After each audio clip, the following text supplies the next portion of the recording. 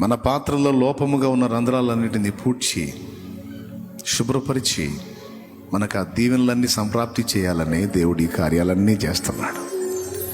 దేవుడు నీకు శత్రువు కాదు, దేవుడు నిన్ను ప్రేమిస్తున్నాడు. ఎంతకంటే తన ప్రాణం కంటే ఎక్కువగా. ఇది నిజం, నిజం, నిజం, ముమ్మాటికి నిజం. ఈరోజు నువ్వు అనుభవిస్తున్న నలుగుడు, ఆ ఒత్తిడి, ఆ వేదన, అది ఏ విషయమైనా కావచ్చు, ప్రభు సెలవు లేకుండా నీకు రాలేదు, ఆయన అనుమతి లేకుండా నీకు రాలేదు.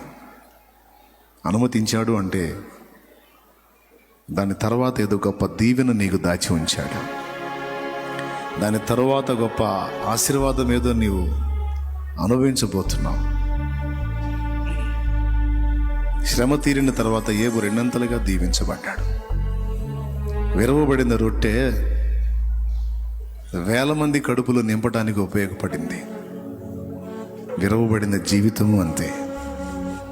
నీ ఒక్కడికే కాదు, నువ్వు 1000 మందికి దీవెనగా మారుతావు. నా సోదరి, విరవబడిన నీ జీవితానుభవం ద్వారా నువ్వు 1000 మందికి దీవెనకరంగా మారుతావమ్మా.